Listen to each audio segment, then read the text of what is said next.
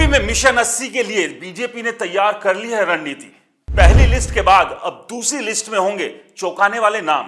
UP में दूसरी list में कट सकते हैं कई सांसदों के नाम। 2019 में जीती 62 सीटों को बीजेपी ने 2024 में बढ़ाने का बना लिया है मजबूत प्लान। इंडिया गठबंधन यूपी में इस बार क्या रोक पाएगा बीजेपी के विजय रथ को? भारतीय जनता पार्टी ने उत्तर प्रदेश के 80 लोकसभा सीटों में से 51 सीटों पर उम्मीदवारों का ऐलान पहली सूची में कर दिया था। इसमें 44 जगह वर्तमान सांसदों पर ही एक बार फिर से बीजेपी ने दांव लगाया है। अब शेष बची 29 सीटों पर मंथन का दौर चल रहा है।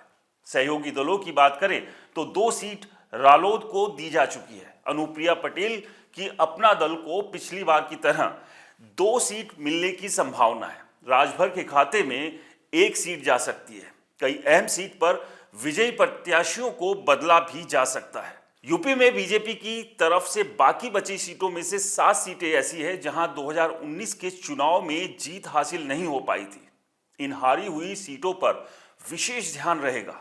हालांकि पहले जारी हुई 51 सीटों की लिस्ट में बीजेपी ने ऐसी सीटों पर प्रत्याशी बदल दिए जहां पिछली बार हार का सामना करना पड़ा था।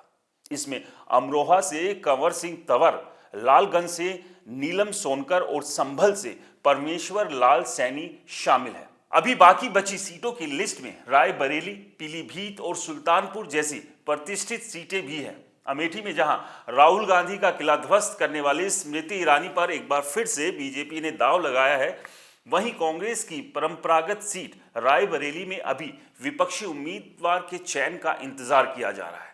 सुल्तानपुर और पीलीभीत में बीजेपी की तरफ से उम्मीदवारों का चयन इस बात पर निर्भर करेगा कि वर्तमान सांसद मेनका गांधी और उनके बेटे वरुण गांधी को लेकर पार्टी क्या फैसला लेती है।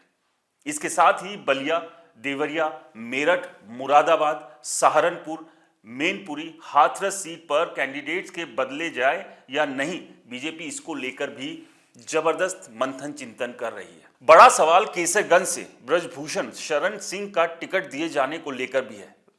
वेस्ट में बागपत और बिजनौर की सीटें गठबंधन में शामिल हुई रालोद को दे दी गई है। उधर सोनभद्र और मिर्जापुर लोकसभा सीट के अनुप्रिया पटेल के खाते में जाने की पूरी संभावना जताई जा रही है। वहीं पूर्वांचल में घोसी और गाजीपुर की सीट पर कैंडिडेट्स का ऐलान सुबह सपा मुखिया ओम प्रकाश राजभर से बातचीत के बाद किए जाने की चर्चा है। यहां बीजेपी के सिंबल पर सुभाषपा प्रत्याशी भी मैदान में उतारा जा सकता है। राजभर के खाते में घोसी सीट जाने की अधिक संभावना है। गाजीपुर लोकसभा की बात करें तो यहां से पूर्व सांसद और वर्तमान में जम्मू कश्मीर के राज्यपाल मनोज सिन्हा की सलाह महत्वपूर्ण साबित होगी।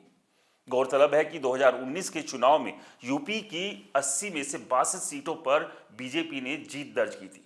सहयोगी अपना दल के खाते में 2 सीटें आई थी। कांग्रेस के पास 1 सीट रायबरेली की आई थी, जबकि बसपा ने 10 लोकसभा और सपा ने 5 सीटों पर जीत हासिल की थी। हालांकि बाद में अखिलेश यादव की आजमगढ़ और आजम खान की रामपुर सीट पर उपचुनाव में बीजेपी ने सपा से सीटें छीन ली थी। लेकिन अब देखना यह होगा कि बीजेपी जब अपनी दूसरी लिस्ट जारी करेगी तो ऐसे में वो कौन से नाम है, वो कौन से दिग्गज नेता है या सांसद है जिनका टिकट कट सकता है। क्योंकि पहली लिस्ट में भी बीजेपी ने कई बड़े नामों को टिकट नहीं दिया। आपको ये खबर कैसी लगी हमें कमेंट्स कर जरूर बताएं।